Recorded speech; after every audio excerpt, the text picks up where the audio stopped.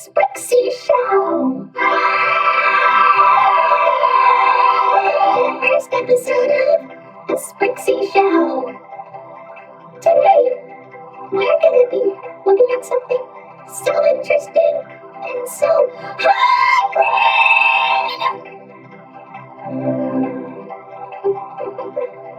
Oopsies. Never mind. So, do you know what we're going to be doing today?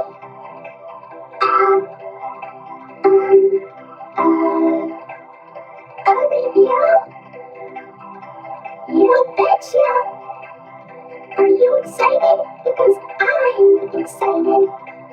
Well then, here we go. This is our first review. Welcome to Pooh Corner. It's a good place to start, huh? But wait, I heard about this show. It's, well, don't worry, Orange. Please just calm down. It's okay, Mom. I don't want to hear about it anymore. Please, like it's true. I want to go home now. Can we just skip this review, please? Please. Anyway, let's continue with the review. Well, first of all, it looks like an innocent Winnie the Pooh show, huh? Well, it is. It's worth noting that this is the very first Winnie the Pooh TV series. And as you can see, it's live action. Who doesn't love live action? Okay, let's play it straight. Let's just take a look at some of the differences. The biggest difference is Winnie the Pooh himself. He looks like Winnie the Pooh, only some people think he's creepy looking. Well, the cartoon Winnie, he's kinda cute. As you expect, that's his regular appearance. But the live action Winnie the Pooh corner, he's kinda, well, dare I put it, a little bit unnatural. I mean, his head seems a little too small, obviously because it's a costume, and people don't have that big of a head. And, I don't know, just seeing him walk around in, like, full body when there's somebody in the costume, it's just, I don't know. And don't even get me started about those eyes! I don't know why they made his eyes look like that, but I guess it's just so he can blink. Who can blink without those? And does anybody know what they all look like? I assume they look like something. It's probably because of how low budget they are, but they can't really afford to make them look so good and yellow and boring. Piglet is, well, he looks kind of cute. I'm pretty sure that the person who made these costumes had to make sure that they fit the people, were able to have their heads and their bodies be perfectly fit. But piglets, I wonder how small the person in the piglet costume was. Probably a little person or something. I don't know. But let's look at the differences between this piglet costume and the cartoon piglet. Well, the head's a little bit roundish. Also, this version of Piglet wears a scarf. Well, Piglet, we all know, does not wear a scarf. I mean, it is a cute looking scarf. I do like scarves, but, well, no, he does look cute in that scarf, I must say. Now let's look at Tigger. I understand Tigger is known to bounce on his tail, but because this is live action, I'm guessing there was no way they were able to make him bounce with his tail. I mean, a big tail isn't as strong enough as, say, well, any tiger's tail, I must say. Also, I think that he's a little too, dare I say, quick. But you know what? I guess that's what makes Tigger funny. He's supposed to be really energetic. He's kind of cool here. He's really in character. The only difference is that instead of a pink nose, he has a black nose. I don't know, maybe they didn't have enough pink fabric to make the nose when they were making the costumes. Oh well. Now as for Eeyore, he is considered to be, well, an old gray donkey, as he is. But the thing is about this version of Eeyore is that he's less depressed and more cheerful. Also, I don't know if this is tied to any of the other stuff, but he really likes to eat thistles. I mean, thistles are plants, so I guess maybe they kind of put that into the actual Pooh stuff, but I guess that we've never really had that information, and we've only heard it here. Also, how does the Eeyore costume work? So for Kanga, I understand Kanga is kind of the female in the Winnie the Pooh cast, but just seeing a live-action version of Kanga, wow, you're welcome to Pooh Corner for her. She kind of looks a little bit like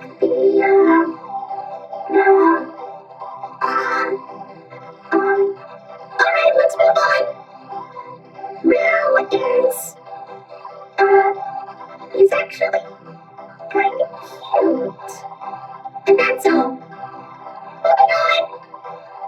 As for Rabbit, okay, going back to the costume proportions, and, well, the reason why they look like this is so they can fit the person in the costume. But for this, I feel like Rabbit looks a little bit too wide. Well, the cartoon Rabbit is more, well, thin, I must say. Also, I noticed that Rabbit is less cranky than his original cartoon counterpart. Maybe the people who make the show just don't like Rabbit being a jerk. Finally, we have Owl. Owl, well, I'm guessing he's more of the, I don't know, he does have the gag of, well, the running gag, I must say, much like Eeyore with the thistles. He likes to talk about his relatives. But you know what? Well, I'm guessing that's kind of a thing he could do. I mean, yeah, sure, he can be very mature and wise, but, yeah, just hearing him talk about his relatives is kind of amusing, I guess. But, yeah, I'll stick with that. I understand. Gee, Green, I never knew that the characters had some interesting looks and personalities. It almost felt like that I missed something from the original stuff. Or should I say, the actual stuff that's been around for the longest. I know. And you, on the other hand, always respected them as creepy. But if you keep on looking at them, they might not seem creepy at all. They're actually kind of cute and really funny. Yeah, sure, it might be pretty low budget. They probably didn't have enough money. But I see them as just okay. They're supposed to be pure and sweet. adorable. And they are, just like in here. I'm not sure about that, because look at this.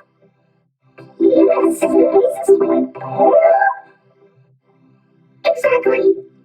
PSAs. We need to talk about them. Why are you wearing glasses? Oh, uh, you know what? I don't know. According to this, it seems that they did these PSAs for educational children, for schools. They talked about school bus safety and stranger danger. Oh, that's nice. I guess it would have been. What? School bus safety etiquette and stranger danger? Are you telling me that they also educate children at school? Yeah. Is that a problem? I can't believe that those kids were actually able to pay attention without, worrying. Don't worry about anything. You see, Pooh's Great School Bus Adventure is a 13-minute long PSA that was released, I believe, in 1984. It taught children all about proper school bus etiquette. Well, what the plot is that the gang boards the school bus to the railroad and provides school lunch to Christopher Robin, which I believe is the only time he was ever addressed to in the show. Anyway, while on the bus, they talk about what to do and what not to do in terms of school bus safety. This includes not running in front of the bus, not going under the bus, and don't eat or drink on the bus. Proper safety, school bus stuff, all that, you know, stuff like that. I mean, it's not really that popular. In fact, I'm pretty sure that you can only find a VHS copy of it somewhere in, I don't know, a really old vintage antique store or something. Some kind of thrift shop. There's no way you're able to find it in a library anymore. Unless you look hard. Really hard. I mean, come on. I feel like this is probably one of the most jarring things I have ever experienced from Winnie the Pooh, but there's more. However, there was another PSA, which is obviously the Stranger Danger one. Too Smart for Strangers was released in 1985 and was 45 minutes long. That is a very long one, but it only lasts for 45 minutes. In this one, you have to learn all about Stranger Danger. It features a few kids talking about what to do when approached by a stranger and what they do when, that happens. And of course, the Winnie the Pooh characters also give some tips on how to stay safe. Don't let a stranger in your house when a parent isn't home.